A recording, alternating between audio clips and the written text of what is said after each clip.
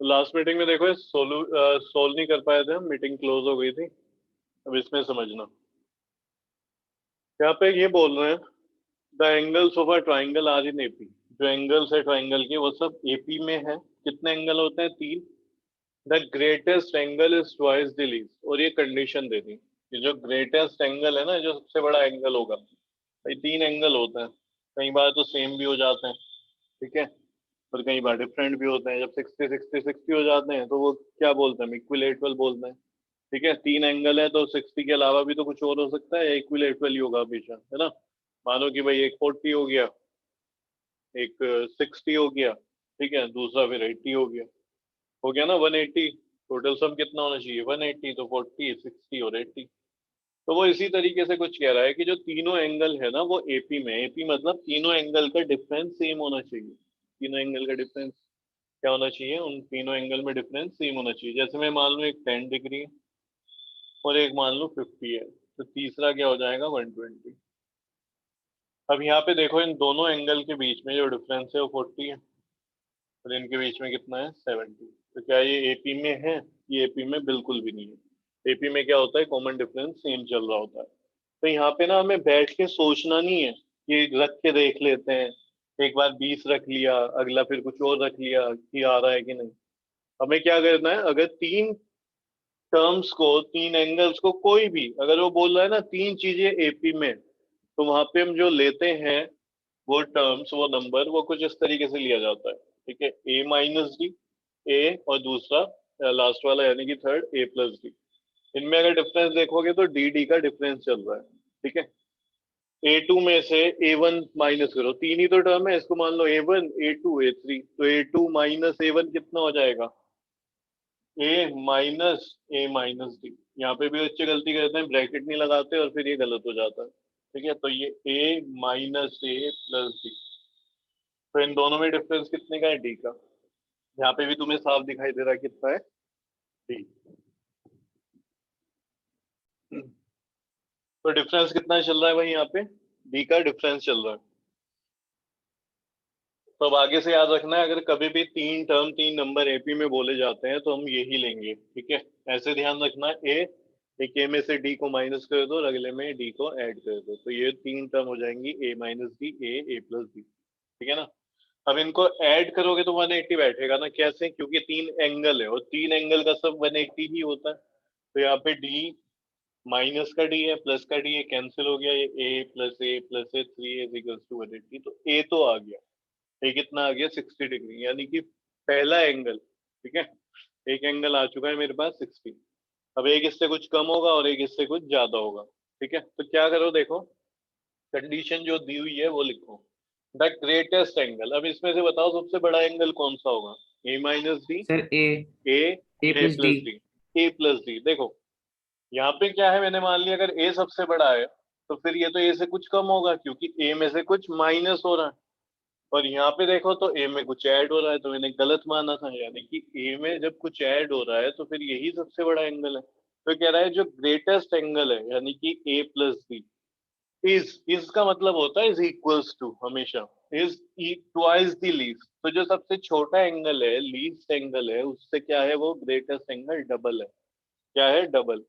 तो ए plus D, अब बच्चे को क्या होता है, इसमें भी कंफ्यूजन होता है, वो टू इधर लिख देता है कई बार, तो समझना ए प्लस डी जो कि ग्रेटेस्ट एंगल है उसकी इक्वेशन हमें बनानी है। ठीक है, लीस्ट वाले के साथ सब खुद सोचो।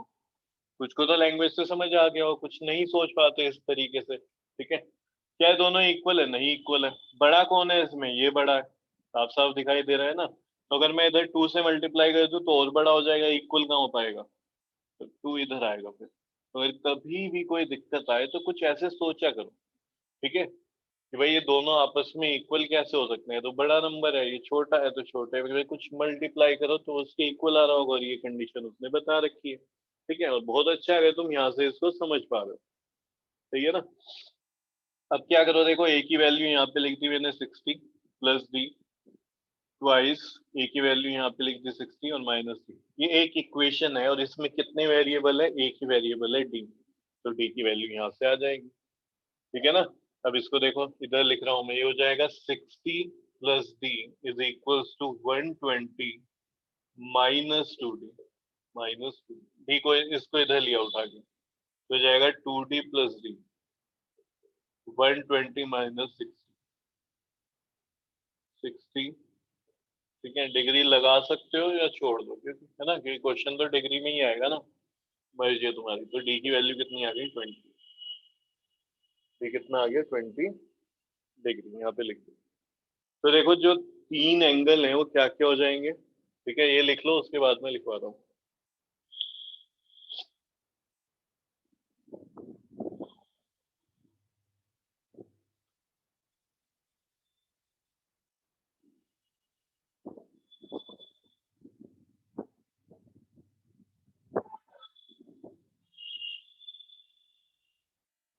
शीट मैंने तुम्हें व्हाट्सएप की हुई है देख लेना उनको प्रिंट आउट निकलवा लेना।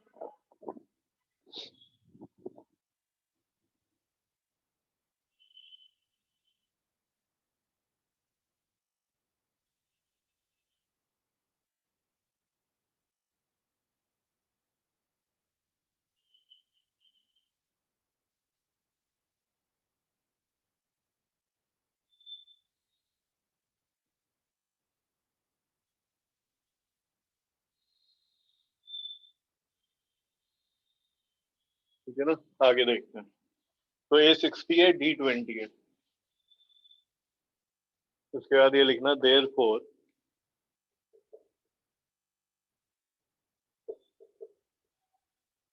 the 3 angles of a triangle are। तो 3 एंगल क्या हो जाएंगे। पहला है A - D।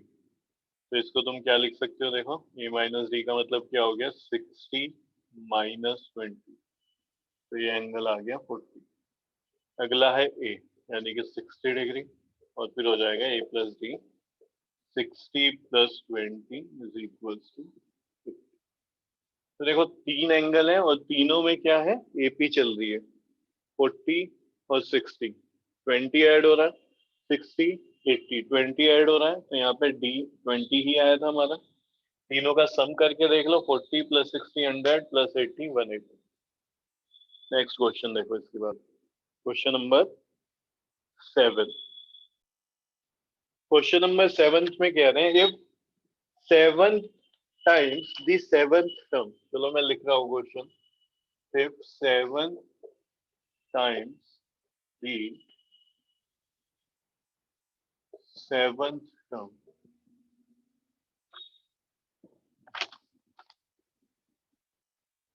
of an AP is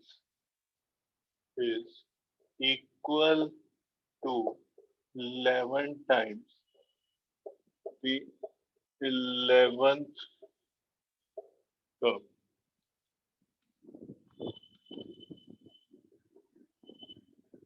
show that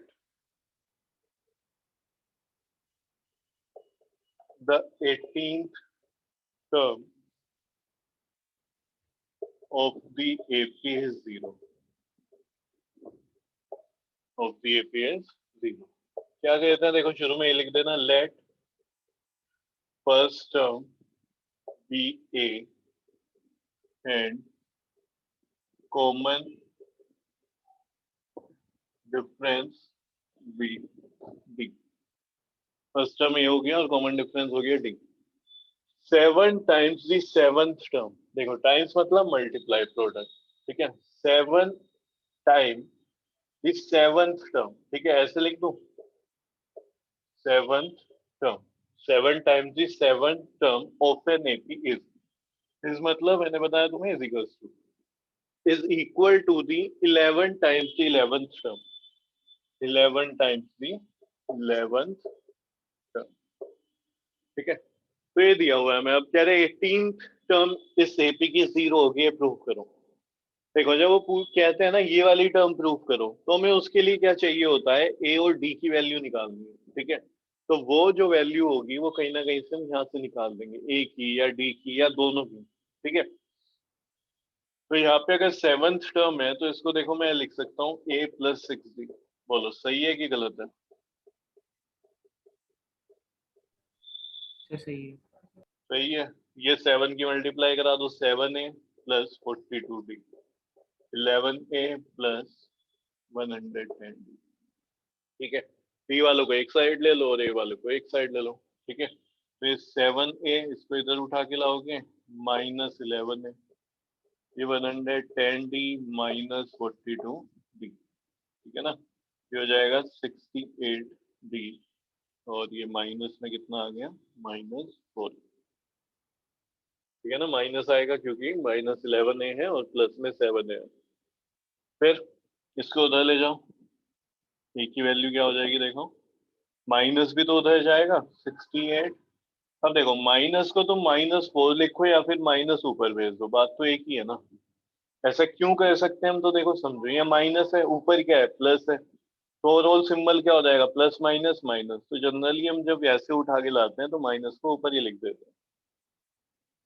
तो एक मिनट, स्क्रीन पे नहीं था, दोबारा समझना। मैं क्या कह रहा हूँ, -4 है इधर, तो -4 को तुम यहाँ पे लिया, अपॉन में मल्टीप्लाई था, यहाँ पे क्या है, प्लस है, यानी कि अगर कुछ नहीं लिखा हुआ है तो प्लस माइनस क्या होता है, ओवरऑल माइनस हो जाएगा साइन। ठीक है, तो तुम माइनस नीचे भी लिख सकते हो, इसको उठा के लाए हुआ है ना, यहाँ पे भी लिख सकते हो। अब एक ही वैल्यू क्या हो जाएगी, एक ही वैल्यू हो जाएगी माइनस में डी भी तो चल रहा है 17D। बोलो ठीक है, थोड़ा और नीचे देखो, a is equals to -17D।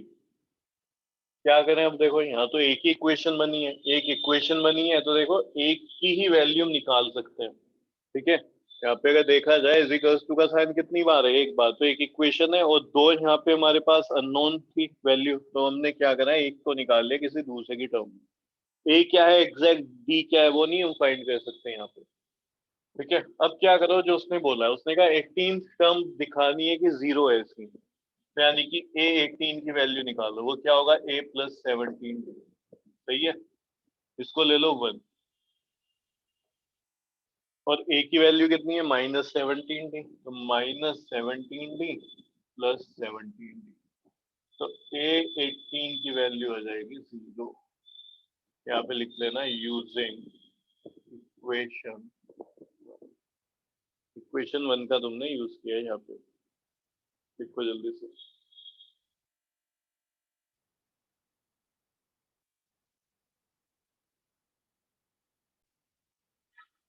Important लिख लेना इसको।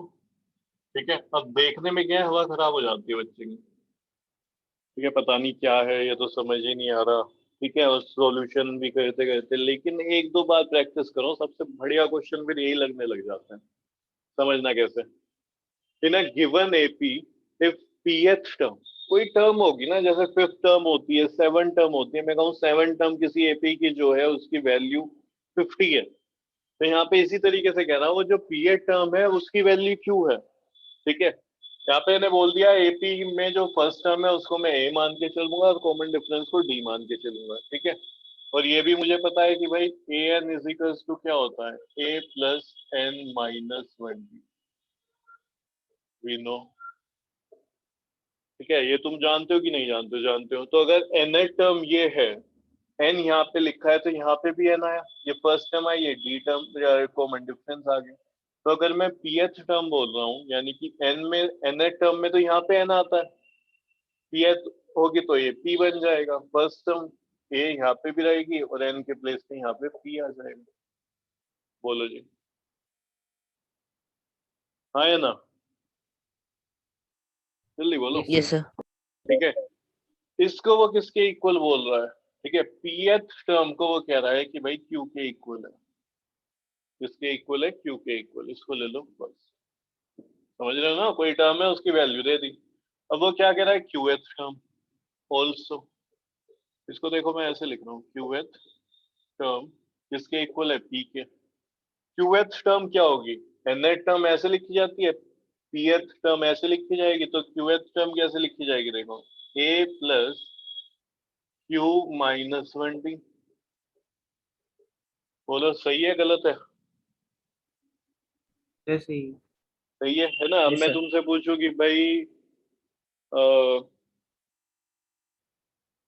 mth टर्म बता दो, mth, तो तुम यहाँ पे क्या करोगे, m लेके चलोगे। बस 7th बोल रहा हूँ तो यहाँ पे n के प्लेस पे 7 ले लोगे, बस यही तो है, सिंपल था। इसको जल्दी से लिखो फिर आगे देखते हैं।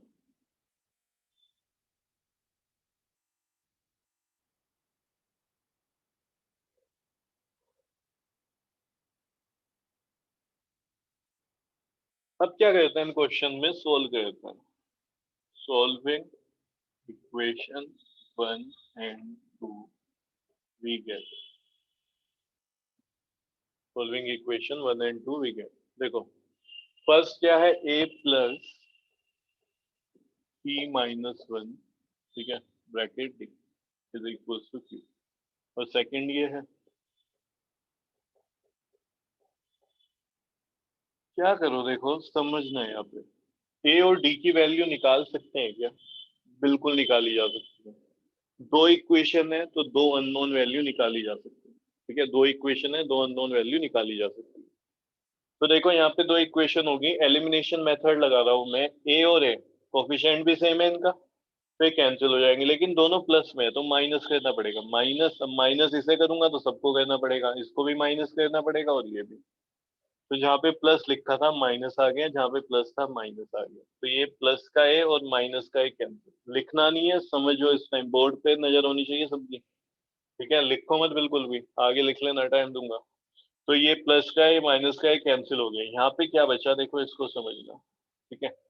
यहाँ पे जो है उसको मैं साइड में लिख रहा हूँ, तुम भी लिखोगे, ठीक है, अभी समझाने के लिए लिख रहा हूँ, आगे से फिर हम डायरेक्ट करा करेंगे। देखो p माइनस 1 d, और यहाँ पे क्या है माइनस q माइनस 1d।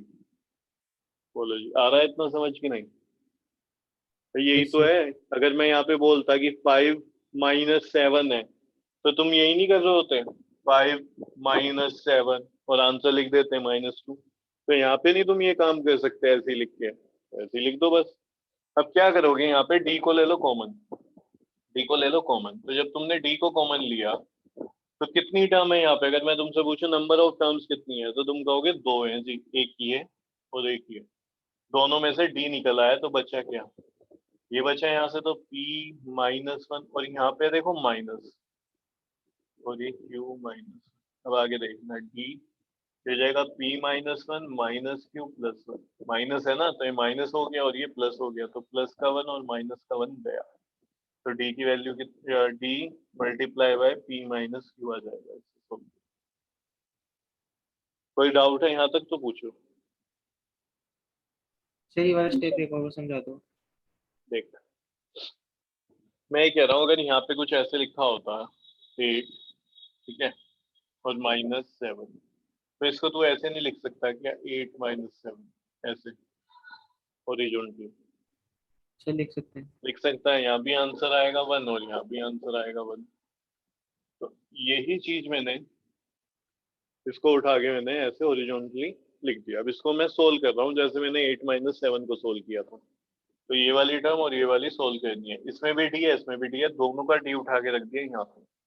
जब हम किसी चीज से कॉमन लेते हैं तो अंदर जो बचा हुआ रह जाता है उसको हम एज इट इज लिखना शुरू कर देते हैं। तो यहाँ पे क्या बचा p-1, लेकिन यहाँ पे माइनस साइन की वजह से, ठीक है, यहाँ ब्रैकेट लगाना पड़ा, ठीक है, क्योंकि माइनस की वजह से दोनों का साइन चेंज हो जाएगा। अगर तुम्हें प्रैक्टिस है तो तुम सीधा भी लिख सकते हो इस स्टेप में, p-1 और -q+1 ये लिख दो सीधा। और अगर तुम्हें ऐसे लगता है कि गलती हो जाएगी तो ब्रैकेट बना के लिखो। अब देखो p-1 माइनस ब्रैकेट के बाहर है तो ये तो हो जाएगा माइनस, और ये जो माइनस वाली टर्म है माइनस माइनस होके प्लस हो जाएगी, तो -1 + 1 काट दो, कैंसिल कर दो, बचा के यहाँ पे ब्रैकेट में p-q और बाहर मल्टीप्लाई हो गई ये, ठीक है। अब मैं तुम्हें क्या कह रहा हूँ, मिट गया, ये चीज साइड में लिखनी है तुम्हें कि कल को अगर तुम खुद से करो ना समझ आए तो समझ लेना, लेकिन आगे से हम देखो क्या करेंगे, हमें ये समझ आ गया है कि ना मैं इसको ऐसे लिख सकता हूँ। देखो यहाँ से क्या आया p-1 और इस माइनस की जैसे -q और ये प्लस का 1 और यहाँ पे d, साफ साफ दिखाई दे रहा ना, ये दोनों में d है तो मैंने d को कॉमन लिया और बचा हुआ लिख दिया p-1 और इस माइनस की वजह से इसके साइन चेंज करके लिख दिए। तो यहाँ पे हम इसको ऐसे सोल्व करके दिखाएंगे, ऐसे साइड में तो मैंने तुम्हें समझाने के लिए कराया है, ठीक है। तो एक में कर दिया, आगे से हम ऐसे ही लिखेंगे। फिर यहाँ पे क्या हो गया देखो, q माइनस पी, अभी बताया ना मैंने 8 माइनस 7 को तुम ऐसे भी तो लिख सकते हो हॉरिजॉन्टली, तो यहाँ पे q माइनस पी लिख दो। लो जी, माइनस प्लस वाले गए। सही है। अभी कोई डाउट है तो बताओ इस स्टेप में। No sir. देख लो, पहली बार कर रहे हो कोई नो दिक्कत सर। नहीं, 2 बार पूछना है 4 बार पूछना है पूछो, लेकिन अभी क्लियर हो जाना चाहिए। ठीक है यशवंत, बताना है या आगे करें? सर आ गया। आगे चलो। यहाँ क्या बचा, p माइनस क्यू बचा, और मल्टीप्लाई किसके साथ हो रही है, d से। तो p minus Q multiply by D. ठीक है ना। यहाँ पे q माइनस पी है। अब देखो, अगर मैं माइनस कॉमन ले लूँ ना, माइनस तो होगा क्या, q तो बन जाएगा माइनस का और p बन जाएगा प्लस का। बोलो ये बात सही है कि नहीं? इन दोनों से अगर मैं यस माइनस सर। कॉमन ले लूं, जैसे माइनस के अंदर मल्टीप्लाई करके साइन चेंज होता है, ऐसे माइनस को जब बाहर निकाला जाता है कॉमन लिया जाता है, और माइनस को हम किसी से भी कॉमन ले सकते हैं। ठीक है, किसी भी नंबर से। ये तुम कहोगे यहाँ तो माइनस है नहीं, दिखाई नहीं दे रहा, तो माइनस कॉमन कैसे ले लिया रे? प्लस कैसे बनता है, माइनस माइनस। ठीक है, तो प्लस में भी 2 माइनस है मल्टीप्लाई में, तो एक अगर तुम ले लोगे प्लस से तो फिर एक माइनस रह जाएगा उसके पास, तो यहाँ से तुमने दोनों से माइनस ले लिया, तो यहाँ पे साइन चेंज करके लिख दो, ये माइनस क्यू हो जाएगा और ये प्लस का पी हो जाएगा, minus Q plus P, minus Q plus P. ठीक है, साइन चेंज हो गए। प्लस वाले को मैं पहले लिख देता हूँ। बोलो गुना किया कोई? मैं तुमसे कह रहा हूँ कि मेरे पास लिखा है 5 - 3, तो मैं -3 + 5 नहीं लिख सकता, कि आंसर चेंज हो जाएगा? No sir. नहीं होगा। तो यही मैंने काम किया यहाँ पे देखो, ये q माइनस पी था, लिख दिया जी q minus P, minus common लिया तो ये बन गया माइनस का, ये बन गया प्लस का, प्लस वाले को पहले लिख दिया। क्यों किया ऐसा? क्योंकि ना मुझे ऐसा अच्छा लग रहा था बनता हुआ, जिधर ये LHS में भी p माइनस क्यू है, इधर भी p माइनस क्यू। लग रहा है ना अच्छा सा कुछ लिखने में? p माइनस क्यू को भेज दो नीचे, तो जरा ध्यान दो, minus p minus Q bracket में, और ये फोर में p माइनस क्यू। अब ये बताओ, ये ऊपर और नीचे सेम है कि डिफरेंट है? हाँ, सर सेम है। सेम ही है, बस माइनस का फर्क है, -2/2 लिखा है, तो तुम ये 2 से 2 नहीं कर सकते हो, यहाँ क्या बचा रह जाएगा, -1 आ जाएगा। फिर आंसर क्या आ जाएगा, -1। मेरा माइनस और 2/2 जब किया तो 1, तो -1। ऐसे ये भी नंबर सेम सही लग रहा है, तो इससे भाई ये कैंसिल हो गया। ये पूरा कैंसिल किया है भी नहीं, मत समझना क्यू को पी से काट रहा हूँ मैं ऐसे, तो पूरा खत्म हो गया। तो डी की वैल्यू कितनी आ गई, -1। ठीक है, इसको कह दो पुट इन, किसी भी इक्वेशन में पुट इन 1। बहुत तेजी से लिखो।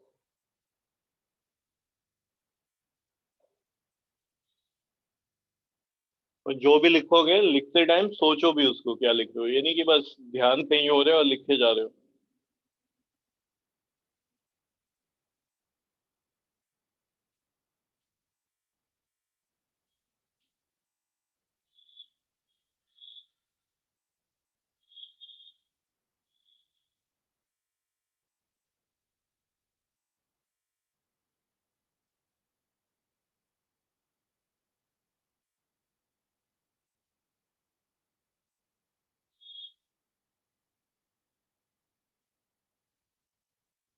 सर लिख लिया।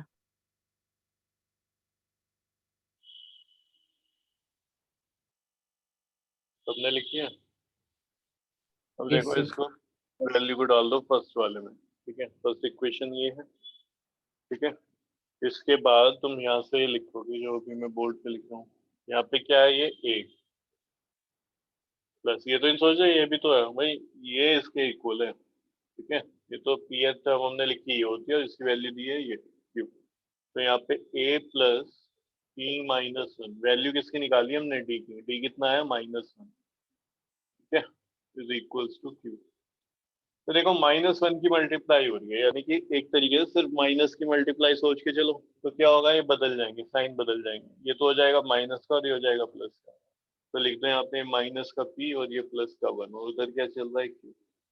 a की वैल्यू निकाल लो, d की तो निकाल ली तुमने, दो इक्वेशन थी, दो वैल्यू निकाल सकते हैं हम, d की यहाँ से निकाल ली, a की यहाँ से निकाल लो। क्या हो जाएगी a की वैल्यू, देखो p को उधर भेज दो तो प्लस का हो जाएगा p प्लस q, ये ऑलरेडी क्यू था यहाँ पे और ये भी उधर जाएगा तो -1। जल्दी ये स्टेप देखो, p माइनस था उधर गया प्लस हो गया, ऑलरेडी q था उधर तो एज इट इज लिख दिया प्लस, 1 उधर गया प्लस का था उधर आगे माइनस हो गया, तो ये बन गया a की वैल्यू। अजीब सी लग रही होगी तुम्हें लेकिन वैल्यू यही आनी है, क्या करें। ठीक है, PQ में चल रहा है ना पूरा क्वेश्चन। अब देखो क्वेश्चन में क्या कह रहा है वो, sure that nth term is, nth term is, कह रहे हैं कि एक AP है जिसकी pth टर्म Q है और Qth P है, तो nth टर्म बताओ कि ये शो कर दी है, तो इसको शो कर देते हैं। देखो nth टर्म, दोनों वैल्यू मेरे पास A भी है और B भी है।